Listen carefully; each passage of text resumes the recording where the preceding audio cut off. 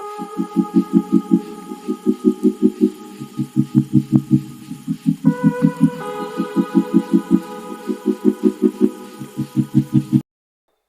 everyone, welcome back to my YouTube channel. Today I'll be talking about how to draft this beautiful perfect bishop collar. Please kindly watch to the end and do not forget to leave a comment, like and share. I'll be making use of this beautiful African print. It's just 2 yards of fabric. And I started by folding my fabric into two. From the starting point, I did the vertical measurement by marking 10 inches for the bust point, 17 inches for the waistline. The hip line was 25 inches while the gown length was 30 inches. I added 2 inches seam allowance. Then I used the ruler to draw out the horizontal line.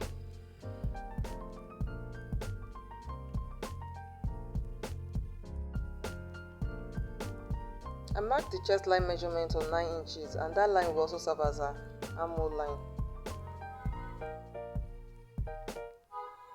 Moving on, I marked the shoulder measurement. I used 7.5 inches for the shoulder measurement. And after that, I went ahead to mark the bust circumference on the chest line.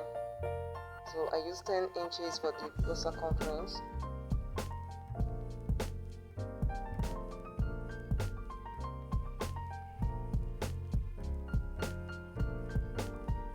Then I draw out the armhole line.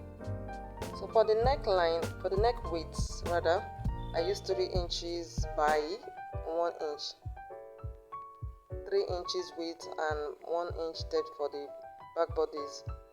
Then I came down I slanted the shoulder by 1 inch.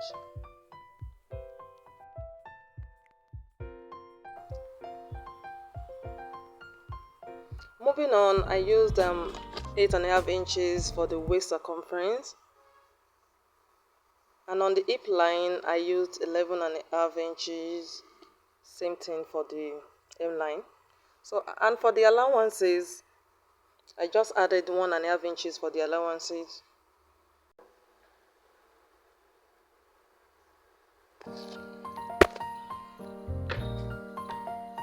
I had a change of mind. On the waistline, I added 1 inch for the dart. I initially did not want to put that, but later I just decided to change my mind and put 1 inch dart.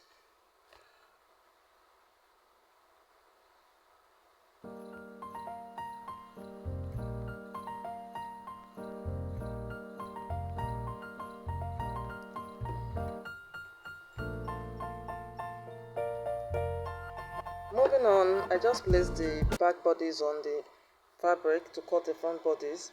I left 1.5 inches for this zipper allowance.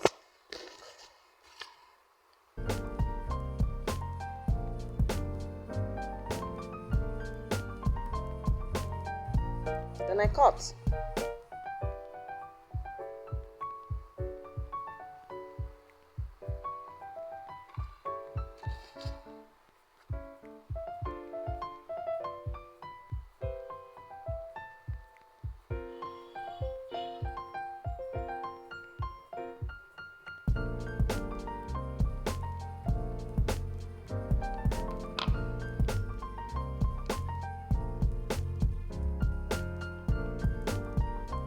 So for the front neckline, I used 3 inches by 3.5 for the front neckline because it's going to be a bishop collar. It must not be too wide and too deep.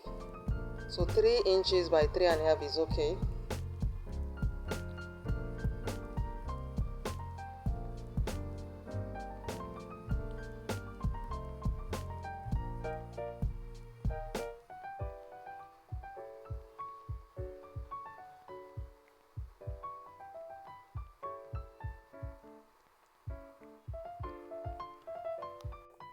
Before cutting the collar, we need to first join the front bodies and the back bodies together at the shoulder. You take all necessary measurements. I've already done the darts and I've sealed the hem line, and that is my zipper allowance of 1.5 inches I left. So I've done all the necessary things I'm supposed to do. The only thing left is just to cut and fix the collar and also to insert the sleeve to the main bodies. So here it is, this is our neckline, and we need to measure the round neckline. But before I do that, I have to notch the center back.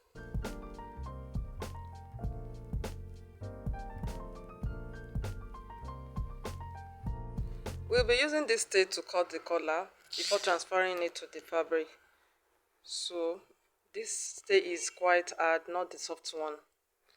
And before we do that, you need to measure around the neckline. So you just fold into two, or you just measure it from the beginning to the end if you cannot fold into two. Here I'm trying to measure around the neckline to see what we have here. And make sure you measure the round neck twice.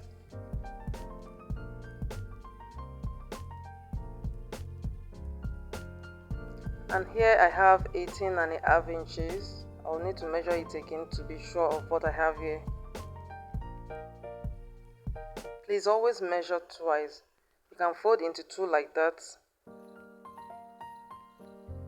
or you measure it from the beginning to the end, either of the two. So I have 9 1/4, that gives me 18.5. To cut the collar, we need to fold our paper stay into 4 places, just like the way we fold our peplum. And the amount of paper stay needed is just 6.6. 4.6 for the radius and 2 inches for the collar. That gives us 6.6. So now, how do you get your radius? Whatever you have at the neckline, you divide by 4. We had 18.5 inches at the neckline, divided by 4. That gave us 4.6 inches. So just mark 4.6 inches round. And for the collar, mark just 2 inches round for the collar.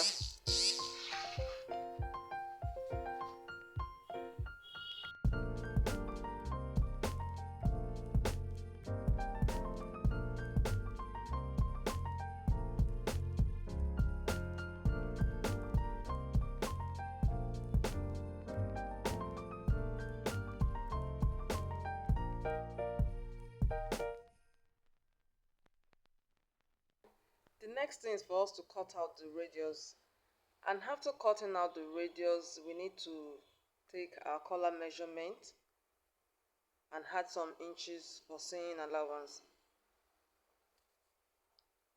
So you take your tape measure around the second line, because that is where you are going to sew to the main fabric.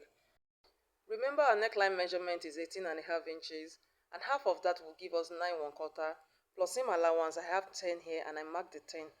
You can decide to add ½ inch or 1 inch for the seam allowance. Then you cut it out.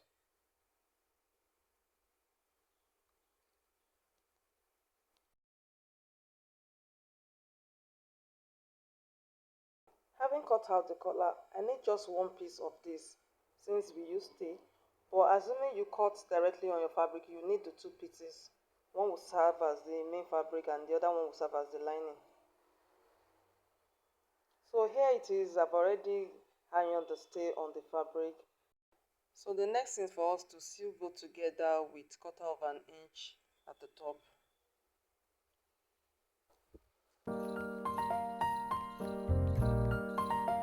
I'm just stitching, and after stitching, do not forget to notch it and top stitch.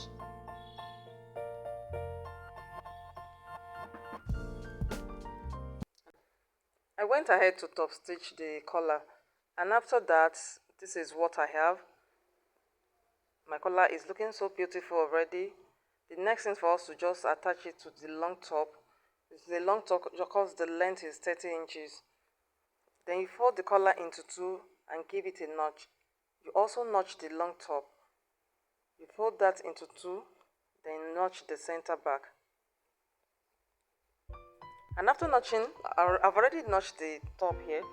And after notching, you align it and pin it down.